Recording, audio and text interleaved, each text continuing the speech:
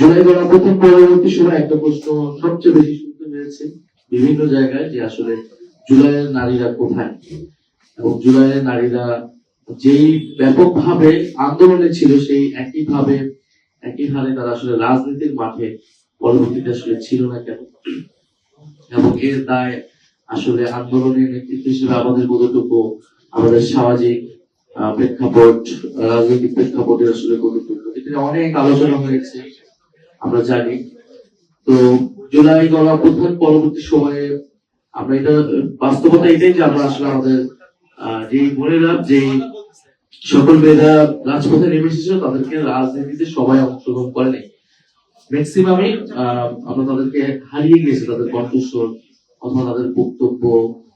কিন্তু আমরা যখন সারা দেশে বিভিন্ন জায়গায় যাচ্ছি, জুলাই পদযাত্রায় গিয়েছি, তখন কিন্তু আন্দোলনকারী সে সকল বন্ধুদের সাথে আমাদের দেখা সাক্ষাৎ হয়েছে, কথা হয়েছে, এবং তাদের ভিতরে কিন্তু আমরা সেই পরিবর্তনের আকাঙ্ক্ষা বা নিজেদের ভোকাল হয়ে ওঠার সেই ইচ্ছা আছে, কিন্তু তাদের নানান পারিপার্শ্বিক বাস্তবতার কারণে তারা এটা পারেনি।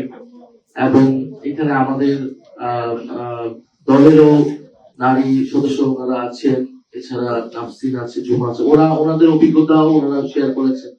জুলাই পরবর্তী সময়ে এই জিনিসটা অনেক বেশি, এটা আগের থেকেই ছিল, কিন্তু নারীদের প্রতি অনলাইনে যে সাইবার বুলিং এবং নারীদেরকে টার্গেট করে এমন একটা পরিস্থিতি তৈরি করা হয় যে মানসিক ভাবে তারা বিপর্যস্ত হয়ে যায়।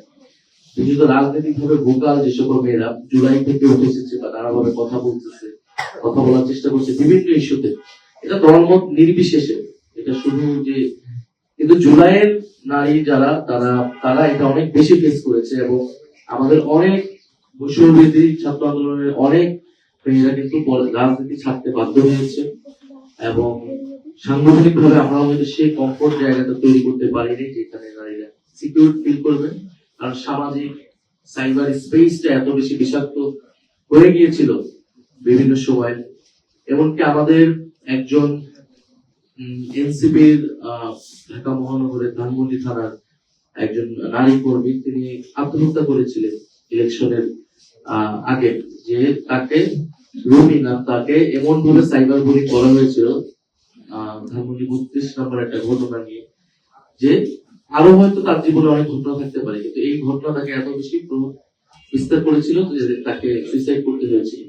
ফলে সারা দেশে, ঢাকা শহরেই আমরা এই চাপ বা আমাদের বোনেরা এইটা ফেস করেছে। ঢাকার বাইরের অবস্থা কিন্তু আরো খারাপ ছিল। ফলে সেই জায়গায় তবে আমরা মনে করি যে, এবং আমরা দেখেছি যে সারা দেশে নারীরা কিন্তু এখনো আসলে দেশের পরিবর্তন, সংস্কার, নিজেদের অধিকার, তারা সেই সচেতনতা তৈরি হয়েছে ব্যাপকভাবে। এবং এবারে নির্বাচনেও আমরা মনে করি যে বিশেষত আমাদের আমরা যে জোটে ছিলাম 11 দলের পক্ষে কিন্তু আমাদের নারীরা ব্যাপকভাবে কাজ করেছে। সারা দেশের নির্বাচনে নারীরাই নির্বাচনের পরিস্থিতি অনেকখানি পাল্টে দিয়েছে। এটা আমরা অনেক বেশি এটা দ্বারা উপকৃত হয়েছি। আন্তর্জাতিক এই যে নারী দিবস, এবং নারী দিবসে আমরা আমাদের দলগত জায়গা থেকে যে জাতীয় নারী শক্তি, সেটার একটা উদ্যোগ আমরা নিয়েছি। আজকে আমরা সেই উদ্যোগটা শুরু করতে যাচ্ছি। হয়তো এটা আমরা এই উদ্যোগটা সারা দেশে বা সাংগঠনিক বিস্তার ছড়িয়ে দেবার চেষ্টা করব। জাতীয় নারী শক্তি তারা এনসিপির সাথে সহযোগী হিসেবে থাকবে, কিন্তু তারা হয়তো নারীদের বিষয়টা নিয়ে কাজ করবে, তাদের মতো স্বাধীনভাবে তারা কাজ করবে।